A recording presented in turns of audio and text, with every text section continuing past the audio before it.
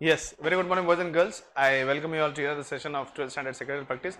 12वीं secretarial practice में आप सभी लोगों का स्वागत है. We have been discussing secretarial practice. Secretarial practice हम discuss कर रहे थे. We started with issue of shares. Issue of shares के अंदर हम अलग अलग methods discuss कर रहे हैं. अलग अलग methods में पहले जो method देखे उसका एक rough short में यहाँ पे revision लेता हूँ. जैसे हमने इश्यू ऑफ शेयर्स के अंदर देखा, इश्यू ऑफ शेयर्स के अलग अलग मेथड में पहला इश्यू का मेथड क्या है? Public offer. What is the first method we have? Public offer. Public offer में प्राइस डिटरमिनेशन के दो मेथड है. कौन से दो मेथड है? Fix price method and book building method. Fix price method और बुक बिल्डिंग मेथड के बाद what we have next is public offer. Public offer में दो मेथड होते हैं. What are the two methods we have? IPO and FPO. Public offer is not available to a private company because private company cannot issue its shares to general public. There is restriction on transferability of shares to general public or issuing of the shares to the general public in case of public company, right? Now, when we see about public offer, when we see or talk about public offer can be done with the help of two ways, IPO and FPO. What is IPO? Initial public offer. जब कभी भी company अपने shares पहली बार market में offer करती है उसे हम कहते हैं IPO. और पहली बार शेयर्स लॉन्च करने के बाद, इशू करने के बाद फर्दर जितने बार भी कंपनी अपने शेयर्स जो है इशू करेगी उसे हम कहते हैं FPO. That is called as further public offer. What is the document which is required to issue in case of IPO or FPO? It is prospectus, which will give us the complete information regarding the issue. It will also state the number of shares which are being offered by the company, and it will also state the price at which the shares are being issued. Yes or no? Right? इसके अलावा हमने और क्या देखा है? IPO के बाद देखा FPO. FPO stands for further public offer.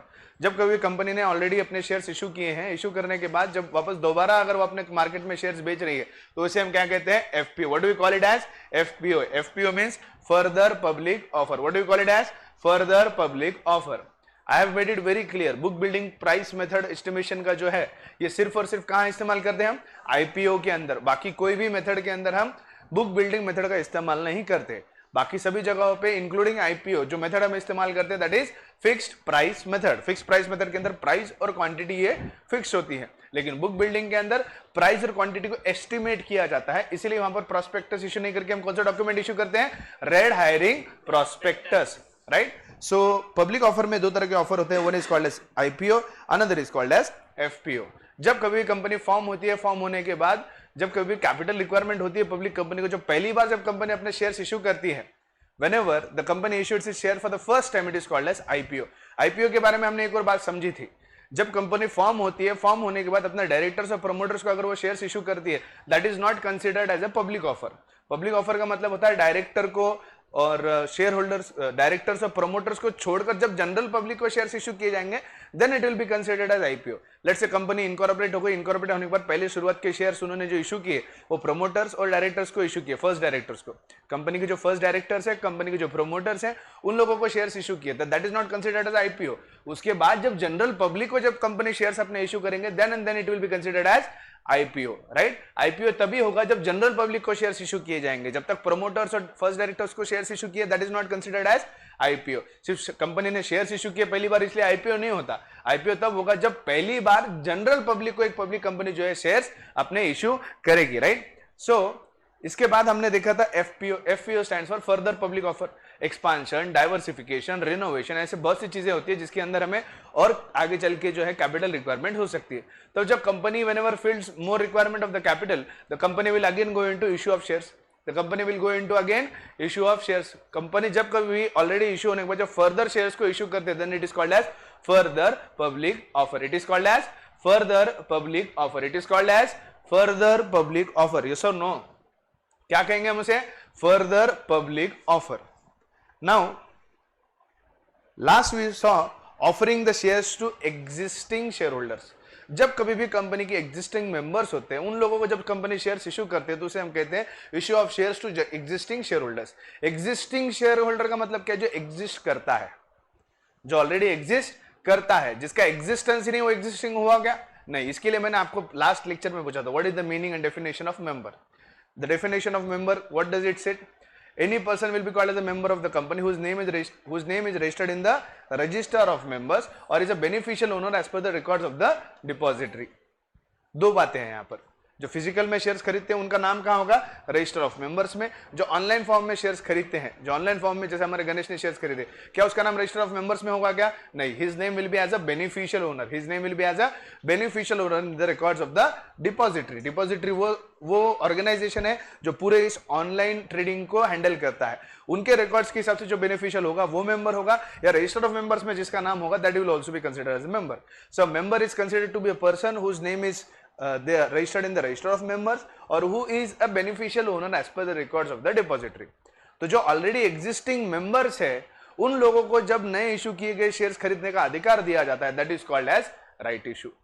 मैंने कल आपको प्राइमा फेसी बताया था कि whenever we issue shares to existing equity shareholders, they are either made in the form of right issue, either they are made in the form of bonus issue। Please try to understand right issue and bonus issue. They both are available only to existing shareholder। Right issue and bonus issue can be done by both। It can be done by public company, it can be done by the private company। पहले जो दो method थे IPO FPO, can it be done by a private company? Can it be done by a private company? No, because it is a public offer।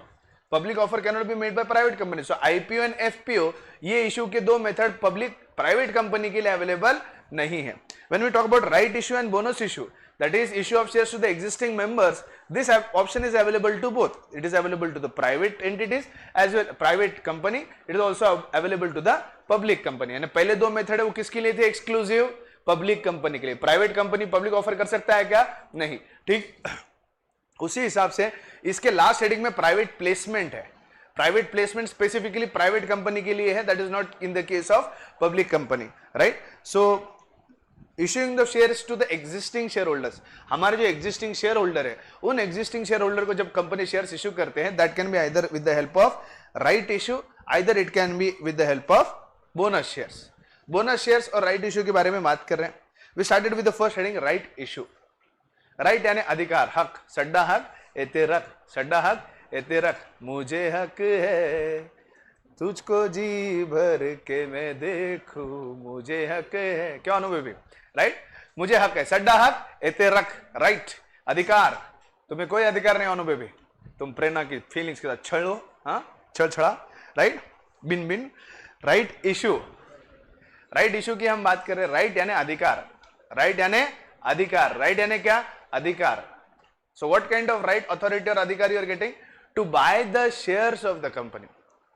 Now this right is given to the existing members।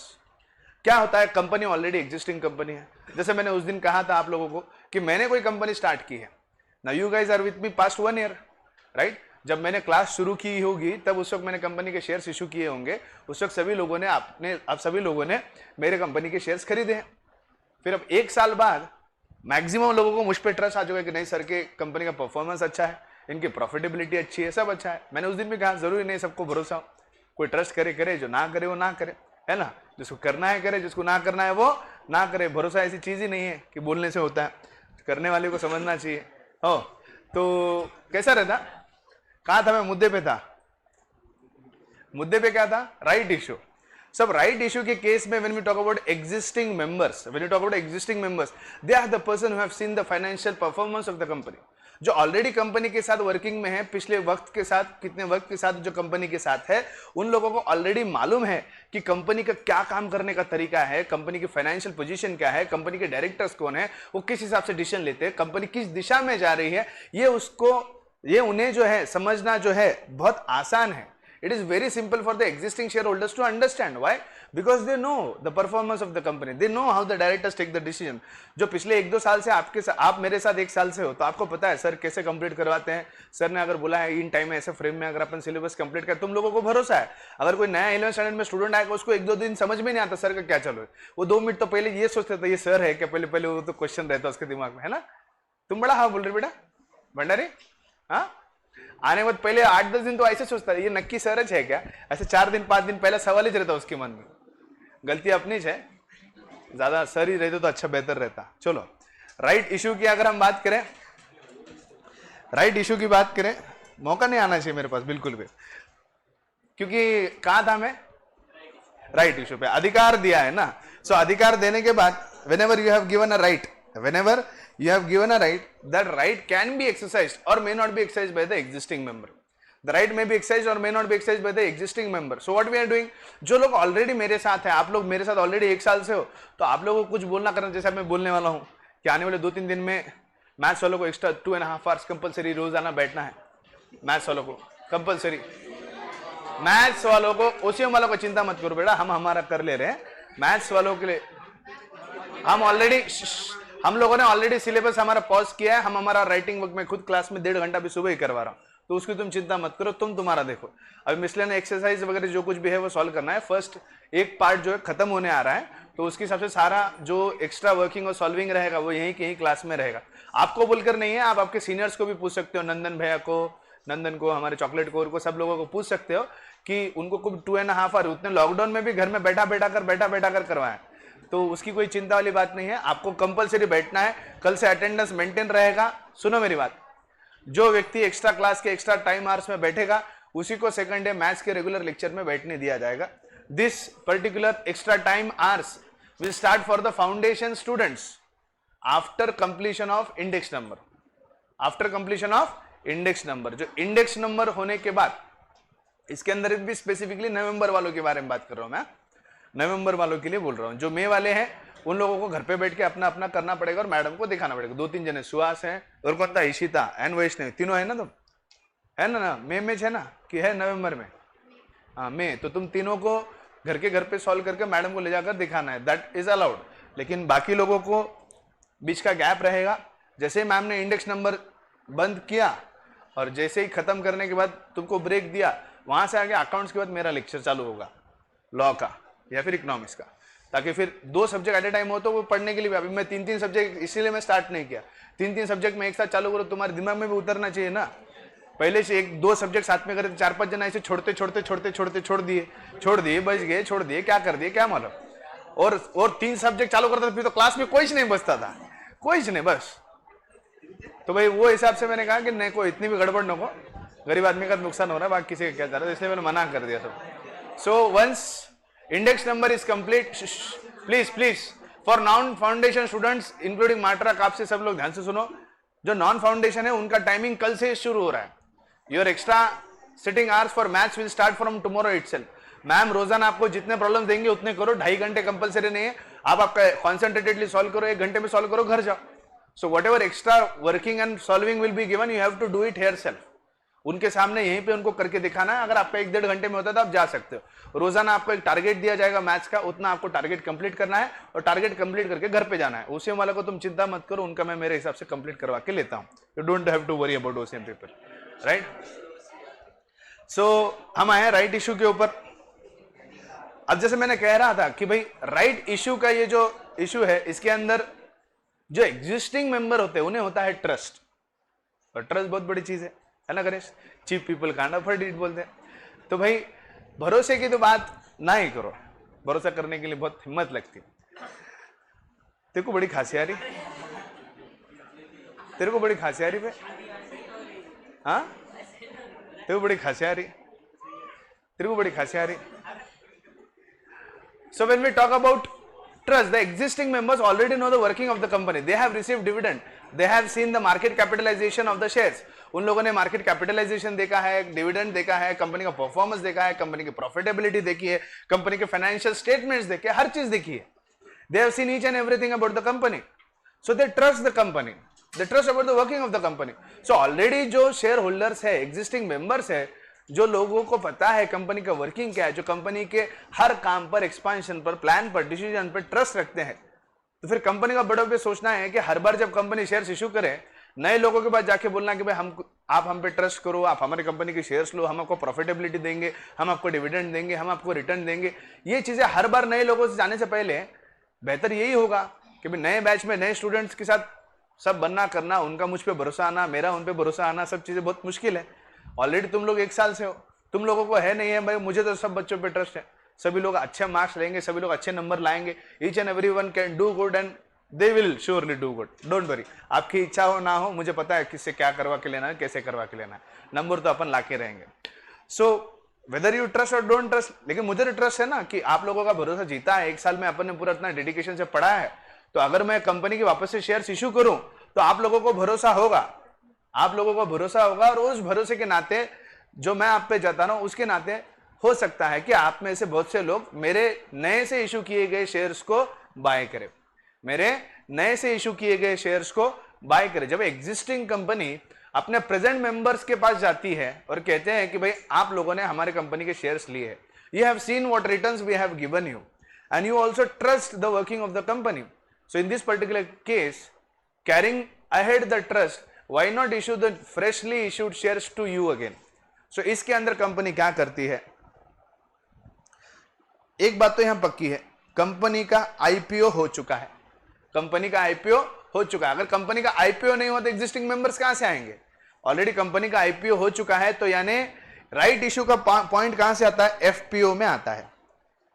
IPO में आता है क्या, नहीं, क्योंकि IPO रहेगा, IPO ही हुआ नहीं company का, मतलब कंपनी में एग्जिस्टिंग मेंबर्स है क्या, नहीं। कंपनी में एग्जिस्टिंग मेंबर कब आते हैं, आईपीओ होने के बाद। कंपनी के पास मेंबर्स कब आते हैं, आईपीओ होने के बाद। आईपीओ होने के बाद कंपनी के पास एग्जिस्टिंग मेंबर आते हैं, बरोबर। अब जब एग्जिस्टिंग मेंबर्स रहेंगे, एग्जिस्टिंग मेंबर्स रहने के बाद, एग्जिस्टिंग मेंबर्स रहने के बाद फिर वहां से आगे इशू का सब बात आता है। तो आईपीओ की अगर हम बात करें, आईपीओ के वक्त राइट इशू की कोई बात नहीं आती। राइट इशू और बोनस इशू का काम आता है एफपीओ में, फर्दर इशू ऑफ शेयर्स। क्योंकि जब आईपीओ कंपनी का हो चुका है, जैसे मैंने कल रोलेक्स रिंग्स का बताया था, रोलेक्स रिंग का आईपीओ होने के बाद जितने भी लोग उस कंपनी के शेयर्स खरीदेंगे, खरीदने के बाद वो कंपनी के एग्जिस्टिंग मेंबर बन जाएंगे, और उसके बाद जब आगे चल के कंपनी फिर से शेयर्स इशू करेगी, और अगर उनको राइट इशू के अंदर अगर अपने शेयर्स को इशू करना है, तो ऑलरेडी फर्स्ट आईपीओ में जिन लोगों ने शेयर्स खरीदे जो कंपनी के मेंबर्स है, as per the register of members और as per the record of the depository, पहले उन लोगों को जो है वो शेयर्स इशू किए जाएंगे। So what is right issue in simple words, right issue क्या है सिंपल वर्ड्स में, right issue is a right, right issue is a right which is given to whom, it is given to the existing member। now understand, this is small summary of the particular format, इसके बाद text पढ़ूंगा, खत्म कर दूंगा। what is right issue, right issue is a right, it is right which is given to the existing member, it is given to the existing member, जिन्हें भरोसा है, जिन्हें ट्रस्ट है, जिन्होंने कंपनी का वर्किंग देखा है, right. Right issue is the right which is given to the existing member. What kind of right, to buy newly issued shares of the company. राइट इशू is a right which is given to the existing members to buy the newly issued shares of the company. Right issue is the right which is given to the existing members to buy the newly issued shares of the company, to buy the newly issued shares of the company, and such a right is a voluntary right. Is it compulsory? Is it compulsory? मान लो right issue के अंदर ये right जो है सभी boys को भी, सभी क्लास के सभी लोगों को दे दिया। और समझ लो रेवनवार है, ये शुरुआत के पहले 5 बेंच वाले हैं, इन लोगों को मुझ पे भरोसा नहीं, इन्होंने राइट एक्सरसाइज नहीं किया। अब पीछे मेरे 3 जिगर के छल्ले हैं, इन तीनों को तो बहुत भरोसा है। जूली का तो कुछ नहीं, कभी तड़ाया था कभी मड़ा था, इसका कुछ भरोसा नहीं। ये वो क्या बोल रहे हो, डबल ढोलकी जैसा है, वो कौन सा डबल ढोलकी नहीं, वो क्या बोलते हैं उसको, थाली के बैंगन जैसा, कभी इधर कभी उधर, सीसो के जैसे। अब पीछे 3 जिगर के छल्ले लपेट लेते हैं अपन, हाँ, थाली के बैंगन जैसा अपना जूली, कभी इधर बैंगन कभी इधर, बैंगन कभी उधर, डबल ढोल की दोनों तरफ में ढोल बजते रहता। फिर पीछे 3 जिगर के छल्ले, इनको तो मरुस तक टूटुस तक भरोसा है। तो इन लोगों ने बोला कि नहीं सर, हम तो राइट इशू जो है वो सब्सक्राइब करेंगे, हम पे आप पे भरोसा है नहीं है, अब क्या पता। पीछे वाले जो है सब जन जो है, पीछे वाले जो इतने सारे सब बॉयज, अब गर्ल्स का तो कुछ लेना देना है, अपना खाए घेन देना है। गर्ल्स तो उस दिन ही बोलती है किसी को भरोसा नहीं, किसी को भी राइट इशू नहीं, चलो जाओ तो आपने कहा बॉयज एकता, तो भाई बॉयज ने सभी लोगों ने ये 2-4 ऐसे ये डबल ढोलकी डबल बैंगन छोड़ दिए, तो बाकी सब लोगों को भरोसा है। बाकी सब लोगों ने जो क्या किया, मेरे राइट इशू के अंदर जो है राइट को एक्सरसाइज किया। Now understand, whatever right is given under the right issue, whatever right is given under the right issue, is it compulsory? Is it compulsory?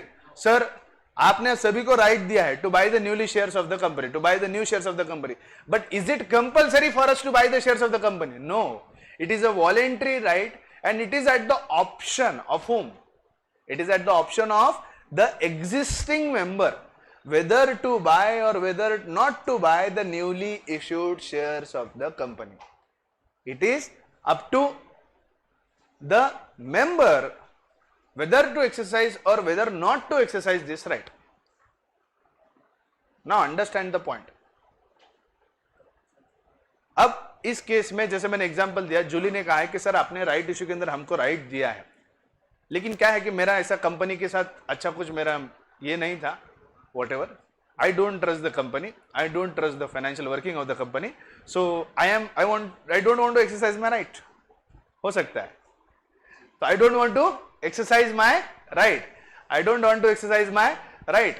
तो मैंने कहा कोई बात नहीं, भरोसा कर बोल के मैं थोड़ी बोला तुझे कभी. हो, भरोसा बोल के थोड़ी आता है, जता के थोड़ी होता है, जता के नहीं होता, उसको पाना पड़ता है, क्यों, है ना. तो मैंने बोला भाई जूली तुम नहीं करना, कोई बात नहीं, it is a voluntary right. Now there is one more point which I am trying to share here is that word is called as renunciation of right. What do you mean by renunciation? English? Renunciation. What do you mean by renounce? काय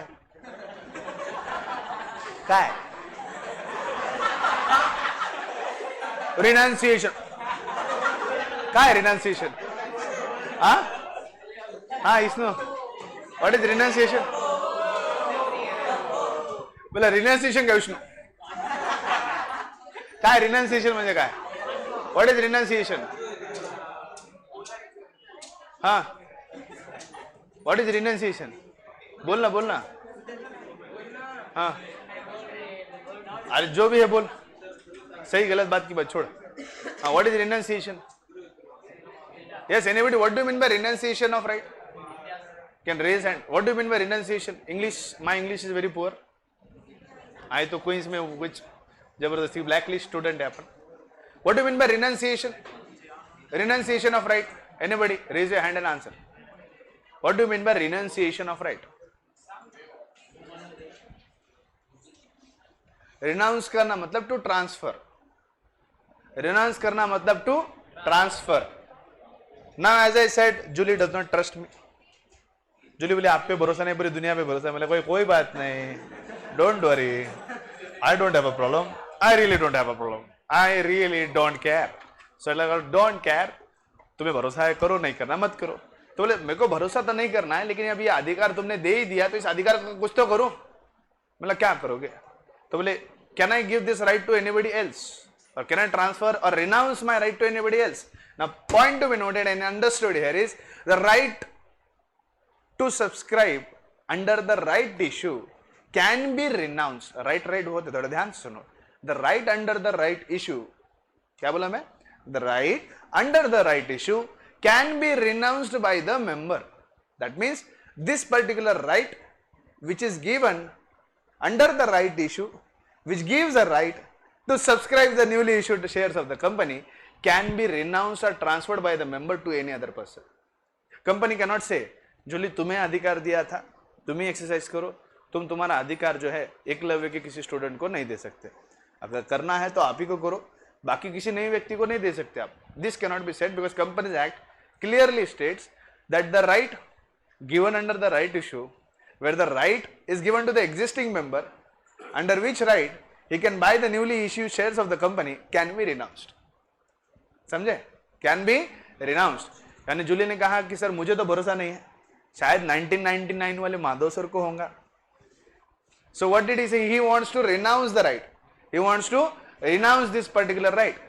So जो अधिकार company ने existing member कौन है अभी? Who is the existing member of the company? Jully. Existing member कौन है company का? जूली. राइट किसे दिया गया है? जूली को. जूली क्या बोल रहा है? आप पे भरोसा नहीं है. मैंने कहा कोई बात नहीं. तो अब वो क्या बोल रहा है कि मुझे ये मेरा अधिकार किसी और को देना है. माधव सर को तो है बेटा, आखिर है तो शर्मा ही ना. 1989 के हुए तो भी क्या हुआ, उनको तो है भरोसा. तो he renounced his right to Madhav Sharma and Madhav Sharma bought my shares of the company. अब इससे पहले ये शेयर जनरल पब्लिक को जाए, उससे पहले ये राइट किसे चला जाएगा? 1999 वाले माधव सर को, दाढ़ी वाले माधव सर को. काले बाल वाले माधव सर, नौजवान जवान माधव सर, हाँ किसी को भी दे सकते, उसको भी दे सकते हैं। इसका बोलना है सर एग्जिस्टिंग मेंबर को दे सकता है। अच्छा जूली ने बोला कि मेरे को तो नहीं, ध्रुव तू रख ले, तो बोलो ध्रुव रख सकता है। तो ऐसा जरूरी नहीं है कि राइट इश्यू के अंदर का राइट किसी और व्यक्ति को देना है तो वो मेंबर ना हो, ऐसे जरूरी है। It is not needed that he should not be member. The right of a one member can also be transferred to other member. Julie जो है अपना अधिकार प्रेम को भी दे सकता है, ध्रुव को, तुमको ज्यादा भरोसा है तुम डबल लो, मेरे को तो नहीं लेना है, तो that right can be transferred, that right can be transferred, yes or no, that right can be transferred. Now point to be noted here is the right to renounce the right given under the right issue is available, but the right given under the bonus shares cannot be renounced. What did I say? The right which is given under the bonus issue cannot be renounced. क्या समझे? यानी जो bonus shares company issue करेंगे वो compulsory किसे लेने होंगे? Existing member को, यानी जूली को। वो ये नहीं बोल सकता मेरी जगह पे 1999 वाले माधव सर को इशू कर दो बोनस शेयर्स, है ना? बोल सकता है क्या? नहीं। मेरे ऊपर के शेयर्स उनको इशू कर दो, I don't want the bonus shares. Right to renounce under the bonus issue to the existing member is not available. यानी राइट इश्यू के अंदर जो राइट टू सब्सक्राइब का अधिकार दिया है एग्जिस्टिंग मेंबर को, ये ट्रांसफर या रिनाउंस किया जा सकता है, लेकिन बोनस इश्यू के अंतर्गत जो कुछ भी राइट है टू गेट द, अभी जैसा right to subscribe new shares of the company है, अगर तुम सब लोग एग्जिस्टिंग मेंबर्स हो और कंपनी ने बोनस इशू किया है, don't you think you all have the right to receive the bonus shares? Yes और no? You all will have right, अधिकार, हक है तुम्हें कंपनी के शेयर्स, बोनस शेयर्स रिसीव करने का। सब लोग क्या हो गए? सड्डा हक इतने रख सर, सर को रखना ही पड़ेगा। और यहां पर जूली ऐसा नहीं बोल सकता, नहीं सर मुझे भरोसा नहीं, आपके बोनस भी नको, कुछ भी नको, तुमने दिल तोड़ दिया है, मेरा चूर चूर कर दिया, that hit me hard, sir नको, मतलब नको, जाने नहीं तो नहीं, नहीं तो नहीं, कोई बात नहीं। लेकिन अब ये ऐसा नहीं बोल सकता कि सर ये मेरा बोनस शेयर भी है ना, तुम माधव सर को दे दो, मेरे को बोनस भी नको तुम्हारा, मैं आपसे बहुत नाराज हूं, मेरे को आपका बोनस शेयर भी नको। लेकिन renunciation right is available under the right issue, renunciation of the right under bonus issue is not possible. Bonus issue में जो अधिकार या राइट मेंबर को मिलता है वो रिनाउंस नहीं किया जा सकता। राइट इश्यू के अंतर्गत का जो राइट उन्हें मिलता है that can be renounced, and that can be renounced to any person as per the will of the members. Are we okay? Are we okay? What is the document which we issue at the time of issue of shares? Prospectus. Okay, what does the prospectus contain? जैसे ईशा ने उस दिन बताया, it contains information regarding the issue. issue. It contains the information regarding the issue. जो कुछ भी shares issue होने वाले हैं वो इशू किए गए शेयर्स के बारे में जानकारी होगा, प्लस कंपनी के फाइनेंशियल पोजीशन के बारे में भी और फाइनेंशियल वर्किंग के बारे में भी समराइज तरीके में इंफॉर्मेशन जो है इस प्रोस्पेक्टस वाले डॉक्यूमेंट में दी जाएगी। कंपनी क्या है, प्रमोटर्स कौन है, कंपनी का विजन क्या है, कंपनी का ऑब्जेक्टिव क्या है, कंपनी क्या शेयर्स इशू करना चाहती है, क्यों करना चाहती है, ये सारी फाइनेंशियल वर्किंग और फाइनेंशियल समरी प्रोस्पेक्टस में दी जाती है और इंफॉर्मेशन रिगार्डिंग द इशू दिया जाएगा। मेरा सीधा सवाल आपको है, कंपनी के फाइनेंशियल पोजीशन, कंपनी के फाइनेंशियल वर्किंग, कंपनी के फाइनेंशियल स्टेटमेंट्स, कंपनी की प्रॉफिटेबिलिटी, ये सारी चीजें जाने बगैर कोई भी नया इन्वेस्टर कंपनी के अंदर इन्वेस्ट नहीं करेगा, कंपनी के शेयर्स नहीं खरीदेगा। लेकिन बाय गॉड, क्या एग्जिस्टिंग मेंबर को फाइनेंशियल पोजीशन और प्रॉफिटेबिलिटी की जानकारी देने की जरूरत है? नहीं, क्योंकि ऑलरेडी एनुअल जनरल मीटिंग के अंदर पूरे बुक्स ऑफ अकाउंट डिटेल में डिस्कस किए जाते हैं और अडॉप्ट किए जाते हैं, हाँ या ना? So do you really think a prospectus should be issued to the existing member जिनको already balance sheet, profit and loss account, उसकी प्रॉफिटेबिलिटी सब मालूम है? ओए ओए, माहिती है?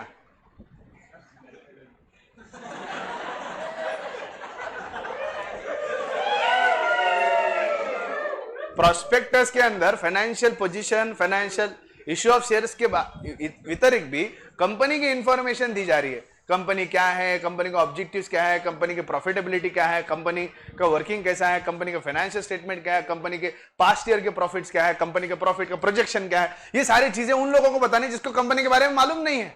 आप लोग तो एनुअल जनरल मीटिंग में बैठे हो, कंपनी के फाइनेंशियल स्टेटमेंट जो होते हैं वो मेंबर्स के बिना अडॉप्ट नहीं किए जाते। कंपनी का ऑडिट रिपोर्ट, कंपनी के फाइनेंशियल स्टेटमेंट, कंपनी का फाइनल अकाउंट्स, कंपनी का profit and loss account, company के सारे डिसीजन, ये सारी चीजें आपके सामने, आपके साथ, आपके मर्जी से एनुअल जनरल मीटिंग में लिए जाते हैं।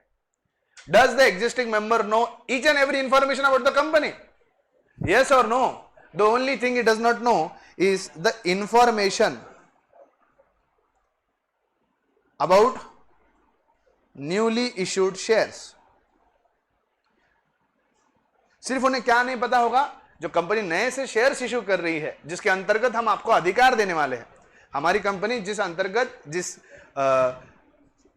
डिसीजन के अंतर्गत आप सभी लोगों को राइट देने वाले हैं to buy the newly issued shares of the company, इसके बारे में जानकारी नहीं है।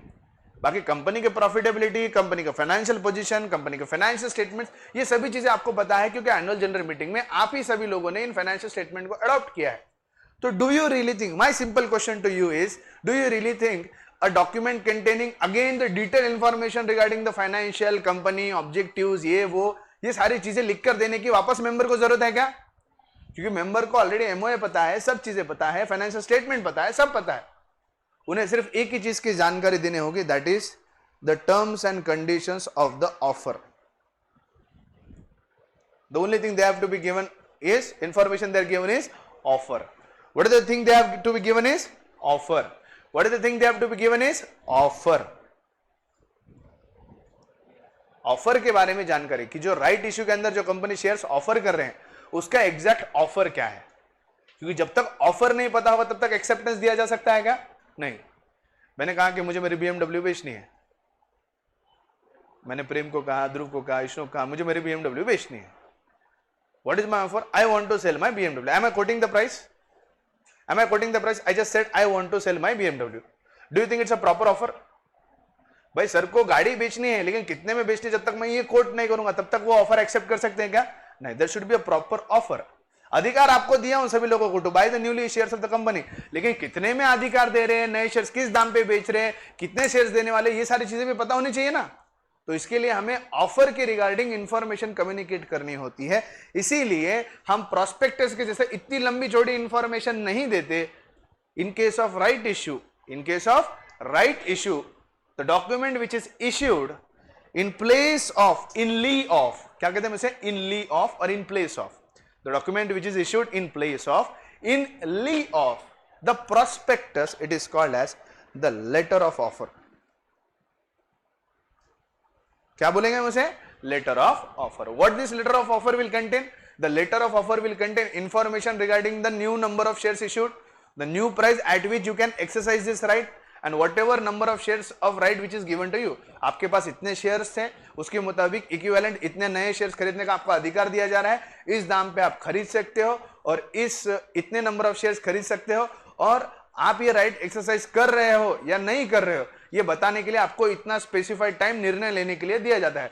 प्लीज स्पेसिफाइड टाइम के अंदर आपका जो कुछ भी निर्णय है, खरीदना चाहते हो या नहीं चाहते हो, ये कम्युनिकेट कर दिया जाए। जिसको खरीदना है उसको कम्युनिकेट करना पड़ेगा, लेटर ऑफ ऑफर को रिस्पॉन्ड करना पड़ेगा, लेटर लिखना पड़ेगा कंपनी को, whatever letter of offer is given, I have read and received same, I would like to exercise my right under the right issue, this communication has to be made. आपने सोचा था, क्योंकि offer देने के बाद acceptance आना चाहिए, contract act, everyone. Offer को जब एक्सेप्ट किया जाता है, अब भाले ने तो ऑफर दिया है, हो भाले बोल दिए कटरीना को, तो विल यू मैरी मी, हो गया? बोले बघू, बघून सांगते, सोचेंगे, 12th तो होने दो, 12th के बाद सोचेंगे, 12th के बाद बोलेंगे। ऐसे बघू बघू बघू बघू के चक्कर में विक्की आगो और विक्की के साथ एंगेजमेंट कर लियो और भाले तो रह गए। छन से जो टूटे कोई सपना, जग सुना सुना लागे, जग सुना सुना लागे। अब मुझे एक बात बताओ, सिर्फ ऑफर करने से कॉन्ट्रैक्ट होता है क्या? सिर्फ ऑफर करने से कॉन्ट्रैक्ट होता है क्या? ऑफर का एक्सेप्टेंस भी चाहिए भाई साहब, ऑफर का एक्सेप्टेंस भी चाहिए। कटरीना तो एक्सेप्ट ना करो, वो तो बोल दी विक्की को, दाढ़ी वाले बोला ना, दाढ़ी वाले की बहुत इंपॉर्टेंस है, समझते हो, दाढ़ी वाले को बोल दिया उसने आई एक्सेप्ट द ऑफर, तो विकी को बोल दिया, दाढ़ी वाले को बोल दिया कि आई एक्सेप्ट द ऑफर, और जैसे ही ऑफर और एक्सेप्टेंस हो गया, it becomes a valid contract, it becomes a valid contract. क्या बनता है? वैलिड कॉन्ट्रैक्ट, हाँ या ना? तो ऑफर का एक्सेप्टेंस होना जरूरी है, ऑफर का एक्सेप्टेंस होना जरूरी है। तो विकी का प्रपोजल एक्सेप्ट हो गया, इसी हिसाब से मैंने बोल रहा हूं कि राइट इश्यू के अंदर अधिकार दिया है। Now this is communicated with the letter of offer. Letter of offer आप सभी लोगों ने पढ़ लिया, लेकिन जो लोग इस लेटर ऑफ ऑफर का एक्सेप्टेंस देंगे, रिस्पॉन्ड देंगे, उन्हीं को राइट एक्सरसाइज करने को मिलेगा। स्पेसिफाइड टाइम कंपनी ने कहा कि आज तारीख से 15 दिन के अंदर आपका एक्सेप्टेंस आ जाना चाहिए। आपने बोला बघू, तो बघू रह जाएगा, वो बघतच बसा मग होय, आणि गात बसा, काय दिल दिया गल्ला गात बसा तिथं बस, आणि मग थोड़े वैसे लोग छन से जो टूटे कोई सपना तड़प तड़प के मर जाओ बेटा, ऐसे ही मरना है तुमको, है ना? कहा चलो, हाँ, तो लेटर ऑफ ऑफर को एक्सेप्टेंस देना चाहिए मात्रा। एक्सेप्टेंस जब तक नहीं आता ना, तब तक ऑफर के साथ एक्सेप्टेंस जब तक नहीं आता, तब तक कॉन्ट्रैक्ट कंप्लीट नहीं होता। तो जितने मेंबर स्पेसिफाइड टाइम 15 दिन के अंदर लेटर ऑफ ऑफर को रिस्पॉन्ड करेंगे, उन सभी को फिर से अपने एग्जिस्टिंग प्रोपोर्शन ऑफ शेयर्स के मुताबिक शेयर्स खरीदने का अधिकार मिलेगा। यस और नो? लेट्स से पूरे इसके अंदर मात्रा, कापसे और आनंद, ये तीनों ने अपना अधिकार जो है एक्सरसाइज नहीं किया। They haven't replied, nothing nothing nothing, they were like, तीनों ने डिस्कस किया और तीनों वर लाइक कि तुम्हें पता है क्या लेटर आया था ऑफर का कि जिसके अंदर राइट इश्यू था, अब तीनों को भी लेटर आया है। फिर देवर लाइक कि अभी क्या करना है, तो कब से बोला बघू, खूब से बोला बघू, विचार करो, खूब से बोला बघू, नंतर बघू के चक्कर में 15 दिन का टाइम लैप्स हो गया, इन्होंने कुछ रिस्पॉन्ड भी नहीं किया, कुछ नहीं किया। अब 15 दिन का टाइम होने के बाद देवर लाइक नहीं, अभी अपन क्या करेंगे, जो शेयर्स है ये खरीदेंगे, वापस से कंपनी को चिट्ठी लिखेंगे, आपने जो ऑफर दिया भी एक्सेप्टेड। अब इनको कुछ भी लगेगा, एक बार ऑफर लैप्स हो गया, टाइम पीरियड लैप्स होने के बाद एक्सेप्टेंस होता है क्या Vishnu? Indian contract act, offer has to be accepted within the specified time. Specified time में अगर ऑफर का एक्सेप्टेंस नहीं हुआ तो ऑफर लैप्स हो जाता है। तो ये जो तीनों थे देवर लाइक के बघू, ये बकते ही रह जाएंगे फिर बाद में, बाकी इनको राइट वेट कुछ जो है सब्सक्राइब करने का अधिकार नहीं मिलेगा। जितने आप मेंबर्स है, जितनों ने 15 दिन के अंदर भीतर ही अपना एक्सेप्टेंस दिया है that we would like to exercise this particular right, उन लोगों को ही राइट इश्यू के अंदर शेयर्स खरीदने का अधिकार दिया जाएगा। ये हुआ आज का पॉइंट। इसके अलावा जैसे जूली को बोला मैं भरोसा नहीं, he wants to renounce the right, he also has to communicate within the specified time कि मुझे नहीं खरीदना है, लेकिन मेरी जगह पर मैं ये जो है माधव शर्मा को जो है अपने राइट रिनाउंस कर रहा हूं। तो उसके बाद माधव शर्मा को जो है राइट इश्यू के अंतर्गत अधिकार दिया जाएगा to buy the shares. Company नहीं बोल सकती इसको मत दो, उसको मत दो, ऐसा मत दो, वैसा मत दो। मैं नहीं बोल सकता 99 89 का कंपटीशन है, तुम 99 वाले को मत दो। वो उसका अधिकार रहेगा, किसका? मेंबर का, टू डिसाइड कि ये राइट जो है उसे किसी को देना है या नहीं देना है, एक्सरसाइज करना है या नहीं करना है। सिंपल सी भाषा में मोटा मोटी अपने को यह समझ में आता है कि राइट इश्यू के अंदर दिया गया राइट या अधिकार ये एक वॉलेंट्री राइट है। It's a voluntary right. Is it a compulsion right? No, it's a voluntary right. It is a voluntary right, right, voluntary right है ये। तो प्रोस्पेक्टस इश्यू किया जाता है नए मेंबर को या नए जनरल पब्लिक को, क्योंकि उनको कंपनी के बारे में जानकारी नहीं होती। लेकिन जो एग्जिस्टिंग मेंबर है, जिसे पता है कंपनी क्या है क्या नहीं, कंपनी का फाइनेंशियल पोजीशन पता है, एनुअल जनरल मीटिंग में पार्ट लिया है, क्या उसको सब चीजें बताने की जरूरत है क्या? जिसने रामायण पढ़ी उसको पूछने का, उसको बताने की जरूरत है क्या राम की सीता कौन हो, कौन? हाँ, नशीब, तेवढं तरी माहिती है। तो ये बताने की जरूरत है क्या? नहीं। बताने की जरूरत है क्या? नहीं। बताने की जरूरत जिसे है जिसको रामायण ही पता नहीं, जिसने राम का नाम ही पहली बार सुना है, उसको बताने की जरूरत है। रावण का तो नाम बहुत ही चर्चे में, क्या बोलना है तुमको? तो भाई रावणवार, बुधवार, अब बुधवार। तो इन लोगों को क्या इश्यू करेंगे हम? Letter of offer. What will issue them? Letter of offer. What we are going to issue them? Letter of offer. Please, right issue के अंदर right is given to the existing member, where the existing member has the right to buy the newly issued shares of the company. Under this right is a voluntary right. This right can be renounced by the member. The document which is issued in place of the prospectus in case of right issue is called as letter of offer. The letter of offer will contain all the details regarding the right issue under which the right is given to the existing members. अभी okay and fine? इसमें क्या चीज समझ में नहीं है पूछो मेरे को. जितने मैंने बातें बोली इसके अंदर कोई चीज समझ में नहीं आई तो पूछो. Yes, please ask. If there any point which you did not understand, you can ask. Any question? Any question? चलो पढ़ना शुरू करो. चलिए ध्यान दीजिए. When a company raise further capital, it can issue shares to the existing shareholder in the proportion of their, यहाँ underline mean करो, proportion of their existing shareholding. अगर विष्णु के पास मेरे कंपनी के 100 शेयर्स है तो नए और कितने शेयर्स खरीदने का अधिकार दिया जाएगा उसको? 100. प्रेम के पास अगर 1000 शेयर है तो नए और कितने शेयर्स खरीदने का अधिकार दिया जाएगा? 1000. ध्रुव के पास अगर 10,000 शेयर्स है, नए कितने शेयर्स खरीदने का अधिकार मिलेगा उसको? 10,000. वटे के पास अगर 1,00,000 शेयर्स है तो नए और कितने शेयर्स खरीदने का अधिकार मिलेगा? वटे 1,00,000. कितने? 1,00,000. Are getting my point? तो on the basis of the existing share holding, on the basis of existing shareholding or proportion of their shareholding, the members will be right. Such an issue of the shares is called as right issue of shares. क्या कहते हैं उसे? Right issue of shares. Okay. Proportion of their existing shareholders. किसको दिए जाते हैं? Existing shareholders को. तो उसे हम क्या कहते हैं? Right issue.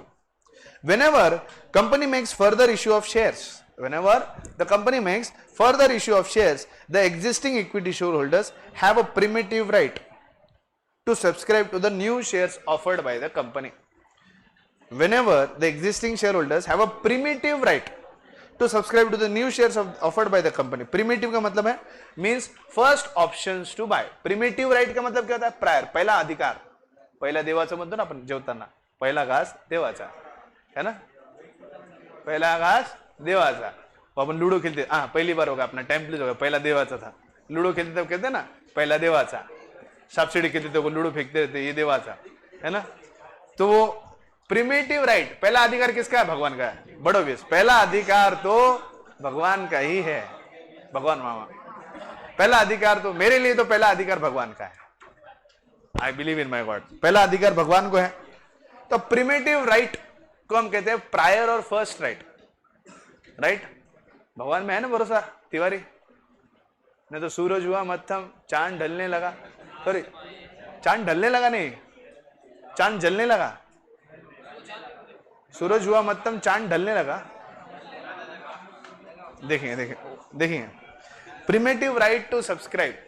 प्रिमिटिव राइट का मतलब होता है फर्स्ट ऑप्शन टू बाय. अब मुझे बोलो, तुम्हारी बातें बंद होती क्या कि मैं चालू करूं मेरी बातें? इतनी देर से मैं देख रहा हूं. प्रिमिटिव राइट का मतलब होता है फर्स्ट राइट. अब जो कंपनी नए से शेयर्स इश्यू कर रही है, पहले अधिकार किसे दे रही बाय करने का? एग्जिस्टिंग मेंबर को. फिर एग्जिस्टिंग मेंबर, लेट से तुम में से किसी को मुझ पे भरोसा नहीं, किसी ने भी कंपनी के राइट इश्यू के अंदर शेयर्स बाय नहीं करे.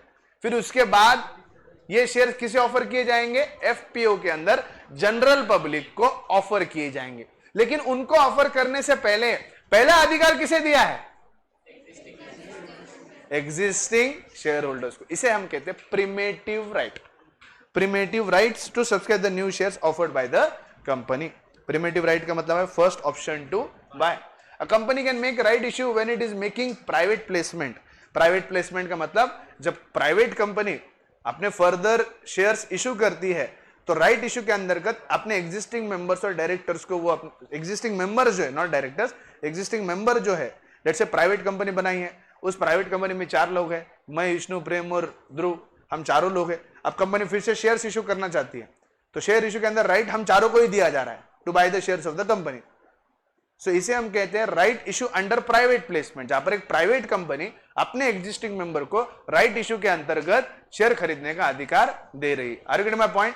Right, a company can make right issue by making private placement. इसलिए मैंने क्लियरली कहा था एफपीओ और आईपीओ, क्या ये ऑप्शन एक प्राइवेट कंपनी को अवेलेबल है? नहीं। लेकिन राइट इशू और बोनस इशू का ये जो इशू करने का तरीका है शेयर्स का, it is available to both the private company as well as the public company. Private placement, when the securities are offered to a select group of people, it is called as private placement. इसके बारे में हम थोड़ा बाद में बात करेंगे। Now understanding the very important point, मैंने आपको साफ बताया था कि issue of shares to the existing share holders is 3 star point, issue of shares to general public is 2 star point. So इसे 3 स्टार करके रखो। राइट इश्यू बोनस इश्यू पे कंपलसरी फाइनल एग्जाम में 8 मार्क के क्वेश्चन आने हैं आपको। Right issue और बोनस इश्यू के ऊपर कंपलसरी 6 से 8 मार्क के कंपलसरी क्वेश्चंस आने हैं, कंपलसरीली क्वेश्चंस आने हैं।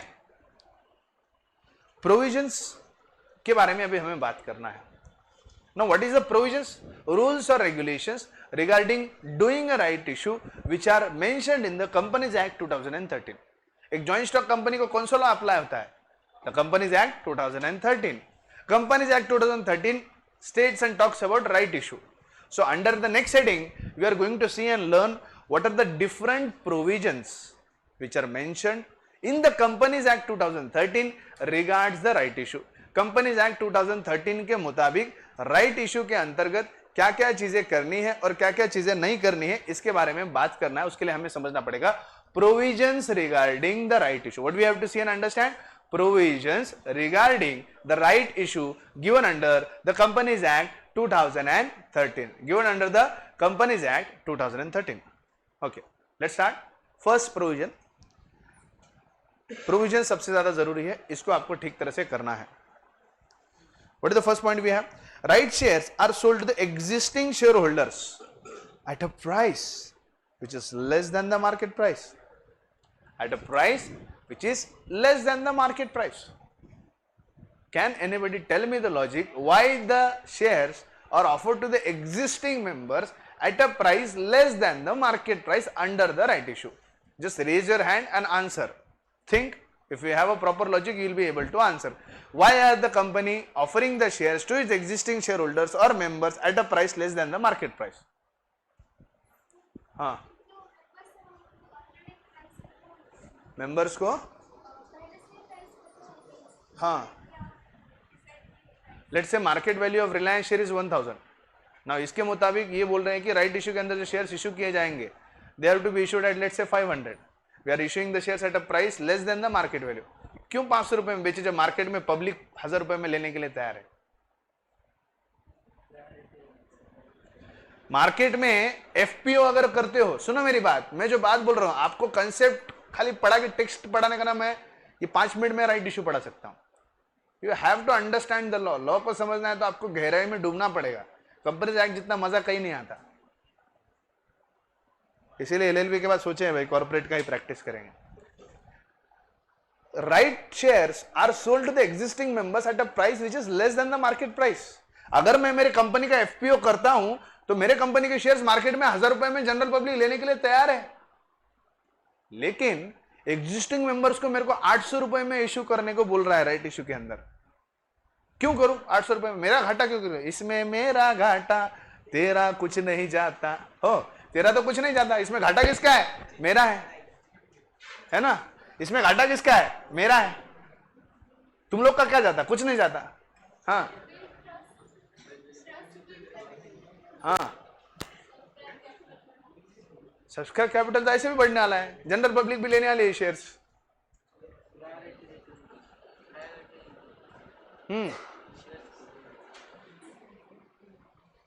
शेयर्स की प्रायोरिटी, हाँ तो क्यों दे रहे प्रायोरिटी अपन को? आनंद कातरेला बोलो, क्यों दे रहे अपने अधिकार?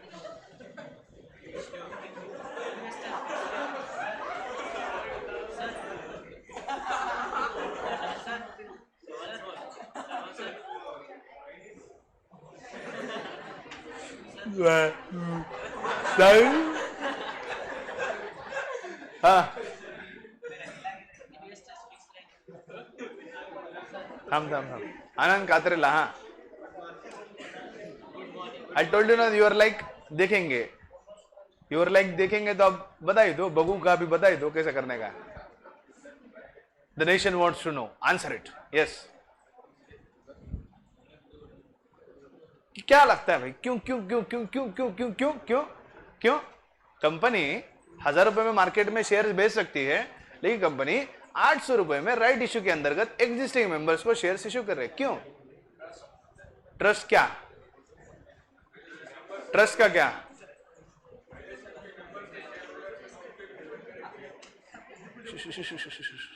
अच्छे से एक्सप्लेन कर, ट्रस्ट का क्या है यहां पर, समझा ना? लॉजिक सही होगा गलत होगा देखेंगे। हाँ 1 मिनट, हाँ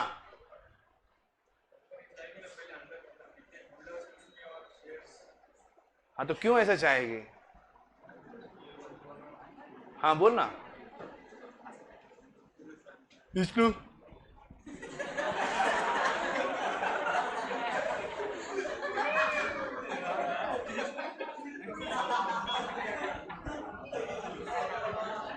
बोल उलटा, बोल विष्णू, सांग ना विष्णू, तू सांग, जाऊ दे विष्णूवरचा आज सांगच। हाँ बोल।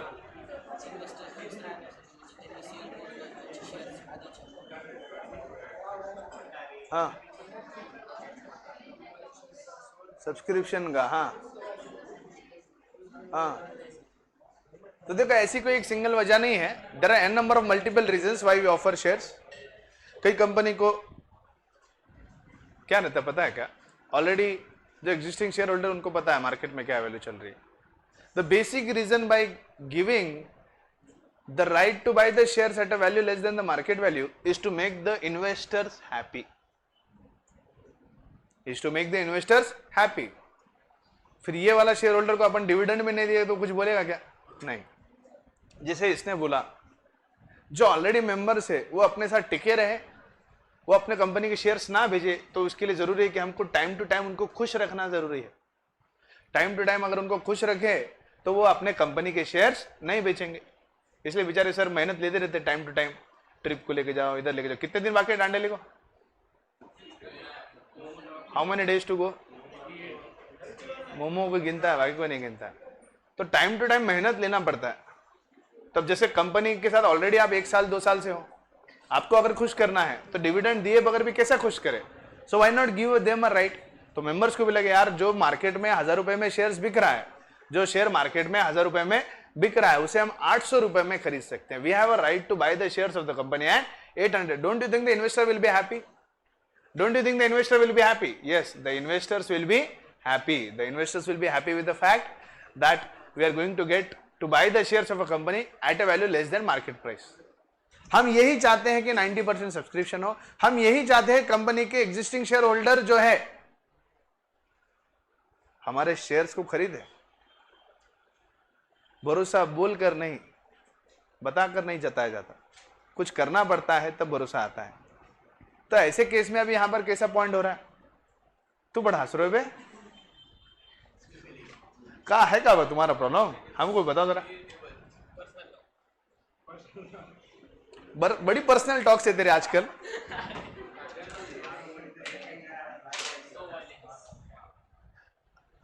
देखिए मुद्दा और बात समझने की कोशिश करिए। क्या बोल रहा था वैसे मैं? पर्सनल टॉक नहीं, मैं कुछ तो भी बोल रहा था।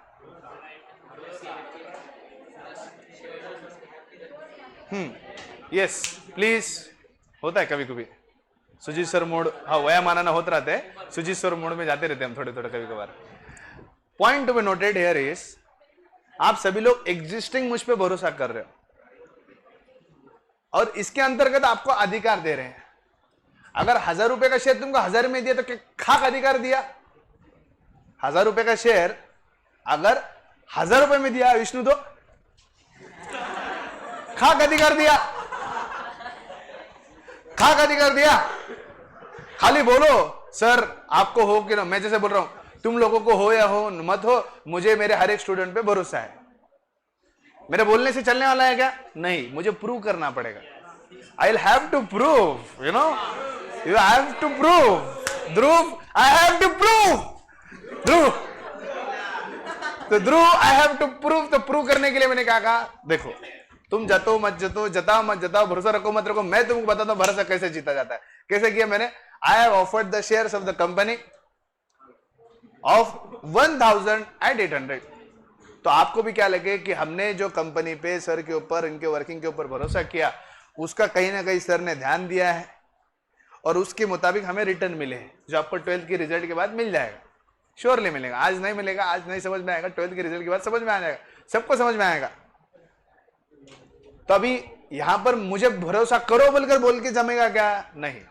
आई have to prove Dhruv, Dhruv I have to prove, तो Dhruv I have to prove, तो मैं प्रूव कैसे करूंगा कि मुझे मेरे एग्जिस्टिंग मेंबर्स पे ट्रस्ट है।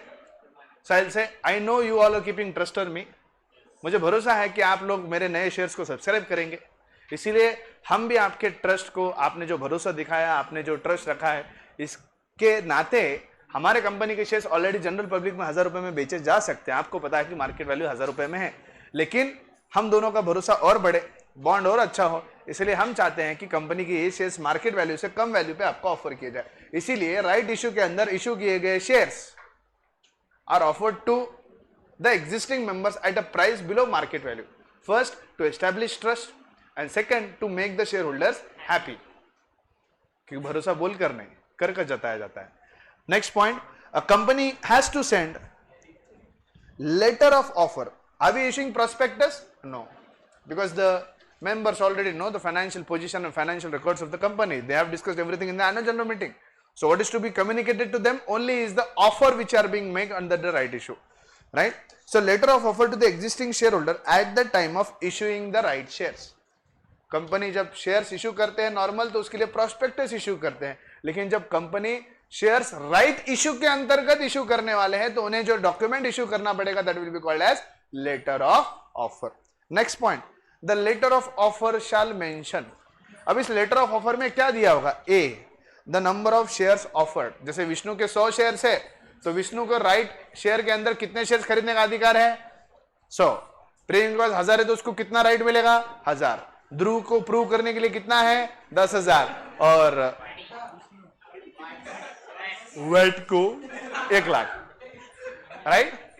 So what will the letter of offer contain? First point, the number of shares offered. What it will contain?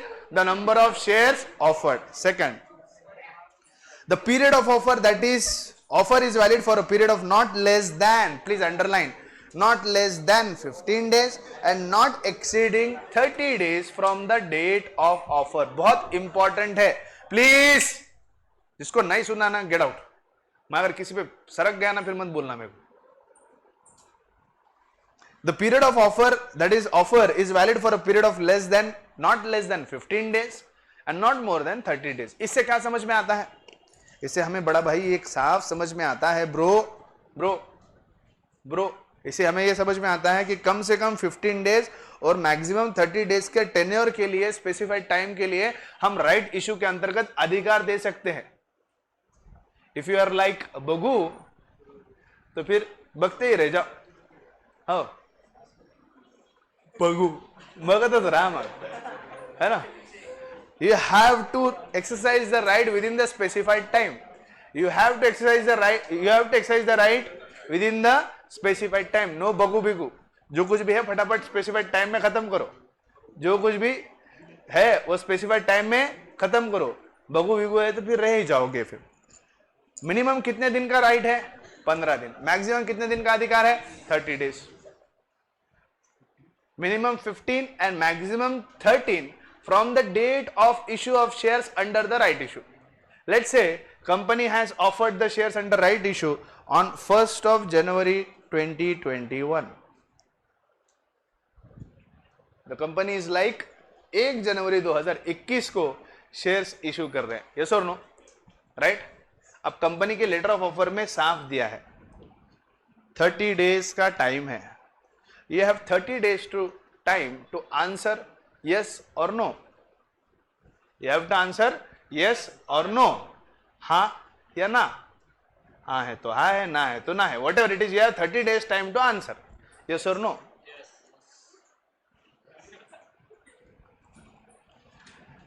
30 days from 1st of January कितना होता है? 31st of January 2021। अगर आप एग्जिस्टिंग मेंबर हो तो आपको राइट इश्यू के अंतर्गत नए इश्यू किए गए शेयर्स खरीदने का अधिकार जो आपको मिला है, इस राइट को आप कितने तारीख तक एक्सरसाइज कर सकते हो? 31 जनवरी 2021। इससे पहले आपको कंपनी को इन्फॉर्म करना पड़ेगा that I have to exercise, I have to renounce whatever it is. You have to inform the company within specified time. What is the specified time in our example? 31st of January 2021, 2021। लेकिन if you are like बगू तो बकते ही रह जाओ, फिर तो time चला गया और 1 फरवरी को बोले कि नहीं आता, बगू नहीं आता, आप सोच लिया कि अब एक्सेप्ट करना offer. Can you accept the offer on 1st of February? No, you can not, क्योंकि बगू बगू नहीं चलता। स्पेसिफाइड टाइम जो दिया गया है उस स्पेसिफाइड टाइम में ही आपको राइट को जो है एक्सरसाइज करना पड़ेगा, right? Okay. The period of offer, that is offer, is valid for a period of not less than 15 days and not exceeding 30 days। इससे हमें एक बात और चीज क्या समझ में आती है कि राइट इश्यू के अंतर्गत राइट एक्सरसाइज करने का अधिकार जो है, इस राइट इश्यू के अंदर दिए गए अधिकार को एक्सरसाइज करने के लिए मिनिमम कितना टाइम आपको देना पड़ेगा मेंबर को? 15 दिन। क्या कोई कंपनी लेटर ऑफ ऑफर में कह सकती है प्लीज से यस और नो, नो बगू विगू within a period of 7 days, 7 दिन के अंदर मुझे फैसला होना, यस और नो? बोल सकता है कंपनी? नहीं। मिनिमम कितना टाइम देना पड़ेगा? 15 दिन। मैक्सिमम कितना टाइम दे सकती है? 30 days।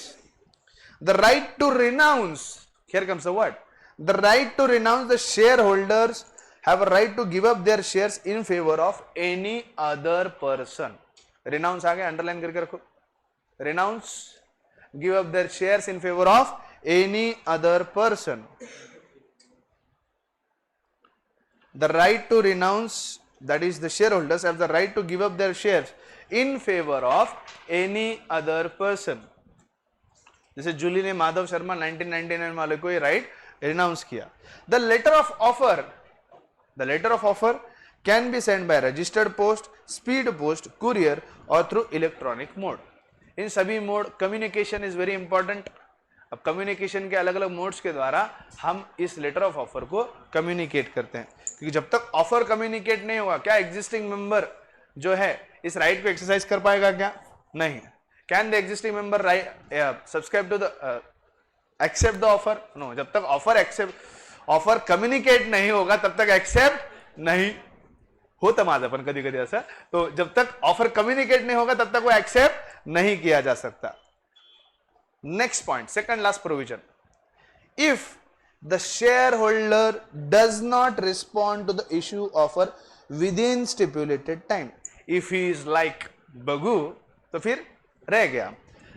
It is implied that he is not interested in the offer. It is implied, मतलब समझ लो कि it is not interested in the offer and the company can offer the unsold shares to the new investor। company can offer the shares to new investors। मैंने सबको right issue के अंदर letter लिखे, letter of offer, कोई respond ही नहीं कर रहा, तो समझ लो कि जवाब ना है। कटरीना को तो बोल के रख दिया, ऑफर कर दिया, विल यू मैरी मी, भालू ने, ना उसने हाँ बोला ना बोला। वो बोला मैं तुम्हें 15 दिन का टाइम दे रहा हूं, अल्टीमेटम है 15 दिन में मुझे हाँ ना जवाब चाहिए। 15 दिन हो गए, कटरीना ने हाँ नहीं बोला, ना नहीं बोला और कुछ भी नहीं बोला, फिर भी भाले बोल रहे उसके नाम में ही हाँ है। व्हाट डज ही से? उम्मीद पे दुनिया कायम है ना, है ना भाले? उम्मीद पे दुनिया कायम है, टू लव, उम्मीद पे दुनिया कायम, उसके नाम में ही उसकी हाँ है। क्यों भाले? वो बोले कि उसके नाम में ही हाँ है, उम्मीद पे दुनिया कायम है। लेकिन भाई फैक्ट क्या है? What is fact? The fact is not interested. इसलिए कर गई वो विक्की कौशल के साथ, दाढ़ी वाले के साथ engagement. It remains the fact, it remains the fact and fact is fact. Fact is fact भाले, फैक्ट, इट्स अ फैक्ट। अगर शेयर होल्डर स्पेसिफाइड टाइम के अंदर रिस्पॉन्ड नहीं करता, it is very clear that he is not at all interested in the offer. The company can then sell the unsold shares to new investors. फिर बाद में अपना भाले है ना, आलिया को, रश्मिका को, ममता बनर्जी को, किसी को भी ऑफर कर सकता है भाले। फिर चाहे ममता बनर्जी को, मायावती को, और वो कौन सी है मध्य प्रदेश की, हाँ? रानू मंडल, किसको भी। देख भाले, तू मेरी बात सुन, if you don't like it like बगू, सोचेंगे बोलेंगे बगू ऐसा नहीं चाहिए तेरे को आंसर, तो मेरी बात सुन, समझ तू मेरी बात में, तू मेरी बात को समझ। You go and propose Ranu Mondal, वही देखो हाँ बोलेगी, बाकी तो कोई नहीं बोलना है। यस, स्टिपुलेटेड टाइम का मतलब होता है मीन स्पेसिफाइड टाइम। हमने स्पेसिफाइड टाइम कितना दिया है, 30 डेज। 30 डेज के अंदर एक्सेप्टेंस होता है तो सही, नहीं एक्सेप्टेंस होता है तो it is not accepted. Implied, what do mean by implied? It means understood as a truth. It is implied, it is to be understood. समझ लो कि ये सच है भाले, हो रही है कटरीना की सगाई विकी कौशल के साथ, समझ ही लो तुम, ना समझे तो भी समझ लो कि हो रही है सगाई। Because implied, because it means understood as a truth. The company has to obtain minimum subscription of 90% of the issue. Even if you are making right issue, the minimum subscription to be received is 90%. अगर minimum existing members में से 90% members का अगर आप भरोसा नहीं जीत पाए, again the right issue will also get cancelled. How much is the minimum subscription we need to receive on the right issue? Minimum 90%। 10% ऐसे होते हैं जो भरोसा नहीं करे तो भी कोई फर्क नहीं पड़ता। अभी ओके एंड फाइन, समझ में आया right issue? Right, that's all for today, thank you so much.